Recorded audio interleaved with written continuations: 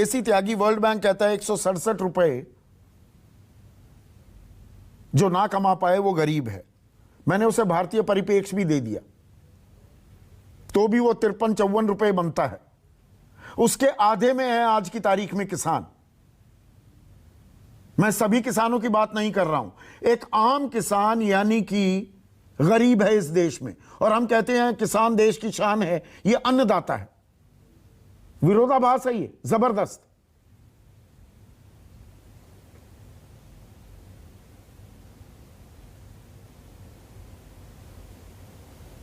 केसी त्यागी साहब, आपसे सवाल था जी। अब हाँ संदीप जी, एक तो ये कंसेप्ट है धनी किसान वाला, मैं इस पर चाहता हूँ इस पर भी किसी दिन आप चर्चा करें।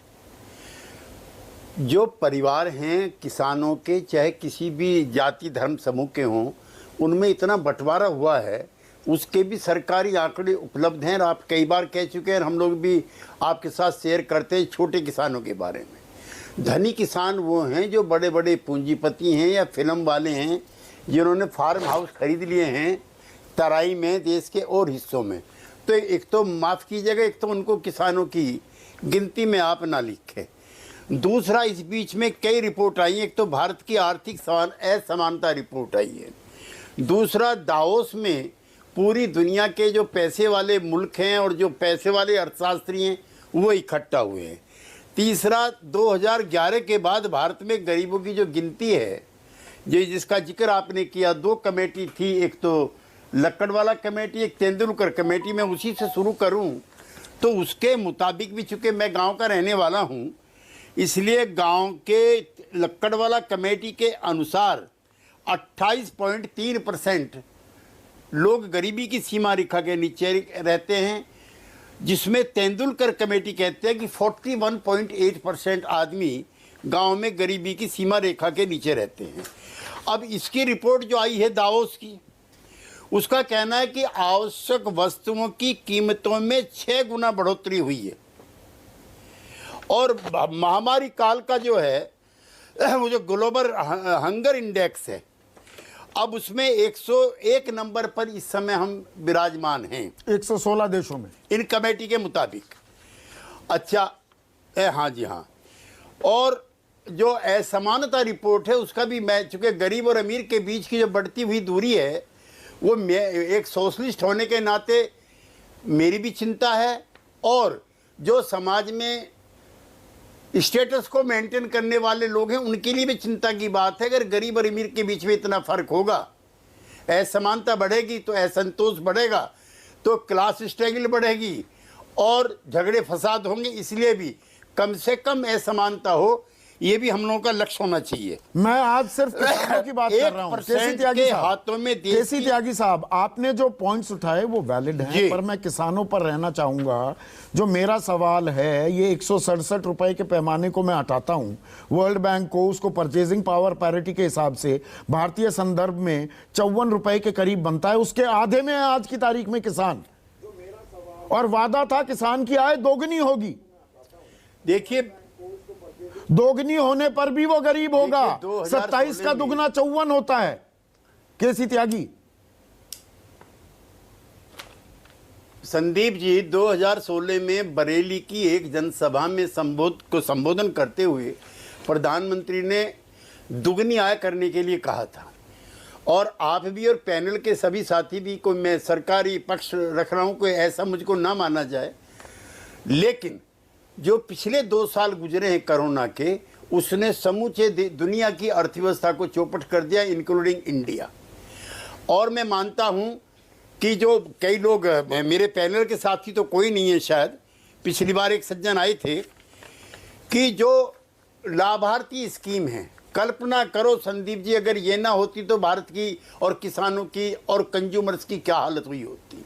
80 करोड़ लोग, 1 साल से ज़्यादा समय हो गया है, 1 साल से ज़्यादा, जब उनको भोजन दिया जा रहा है और ये स्कीम बढ़ने की तरफ है। तो किसान का जो पक्ष आप कहते हो, किसान और कृषि वैज्ञानिक इससे अधिक कुछ नहीं कर सकते थे। देवेंद्र शर्मा जी यहाँ पर पैनल में बैठे हुए, मैं इनके लेख भी पढ़ता रहता हूँ। ऐसा इससे अधिक कुछ हो ही नहीं सकता था। 1947 में 70% से ज़्यादा आदमी गरीबी की सीमा रेखा के नीचे थे। और मैं आपको संदीप जी एक और चीज़ बताऊं, 60 और 70 के दशक में, ज़्यादा लंबा वक्त नहीं है, हमारी निगाहें बंदरगाह की तरफ रहती थी कि कनाडा का और अमेरिका का जहाज उतरेगा तो अगले सप्ताह के लिए पूरे देश की जनता को भोजन खाने को मिलेगा। आज बंदरगाह पर इतना अनाज हिंदुस्तान का है कि आधी दुनिया के मुल्कों की निगाह लगी हुई है कि कैसे लिफ्ट हटे और कैसे उनको भोजन लगे। तो वो भाई 27 भारत का रुपए किसान क्यों कमा इससे रहा ज्यादा है? कुछ नहीं कर सकता। 27 रुपए प्रतिदिन क्यों कमा रहा है? वो गरीब क्यों है? हाँ, तो वो तो मजदूर से बुरी हालत में हो गया ना पिछले 70 सालों में। ये कोई 6 सालों में नहीं हुआ है। 47 से लेके आज तो 8 सालों में हालत बदली क्यों नहीं? 6 साल पहले आय दोगुनी करने का वादा था। सवाल तो यही है ना। संदीप जी, आप तो तात्कालिक कर रहे हो, मैं दीर्घकालीन बात आपसे कहना चाहता हूं। 1952 में 35% रूरल एरिया के लिए, कृषि के लिए, खेत के लिए, सिंचाई के लिए बजट था। 57 में कर दिया और कम, और 62 में आते आते ये हो गया 15%, और जो इंडस्ट्रीज के लिए 15% था वो हो गया 35%। तो ये 1947 से 1952 से जो देश के तो हालात बदले नहीं है, बस जय किसान का एक नारा, उत्पादन की एक ढकोसला, एक पाखंड किया जा रहा है किसान के साथ। नहीं, गांधी का मॉडल फेल हो गया, गांधी का मॉडल फेल कर दिया, और नेहरू का मॉडल आर्थिक नीतियों ने फेल कर दिया। ये टकराव गांधी और नेहरू की भी नीतियों का था। इंडस्ट्रियल डेवलपमेंट के जरिए जवाहरलाल नेहरू देश को, हर चीज गांधी नेहरू पे क्यों चली जाती है? 2022 की बात क्यों नहीं कर सकते हम? केसी त्यागी 2022 की इसलिए नहीं करते कि बुनियाद 52 में पड़ी, बुनियाद 47 में पड़ी, और वो बुनियाद तब से लेकर अब तक खराब चली आ रही है। और एक और चीज कह के मैं अपनी बात को विराम दूंगा। ये जो रिफॉर्म्स हुए हैं, ये रिफॉर्म्स तो शुरू हुए हैं नरसिंह राव जी के टाइम पर, जिन्होंने ऐतिहासिक भाषण दिया था कि अब वो दौर शुरू हो गया है जिसकी पूरी दुनिया इंतजार कर रही थी। उसके बाद भी गरीबी बढ़ी है, गरीब और अमीर के बीच का फर्क बढ़ा है। तो ये कोई नरेंद्र मोदी भर का नहीं है, ये पंडित नेहरू से शुरू कर करके अब तक आई है। आप लगातार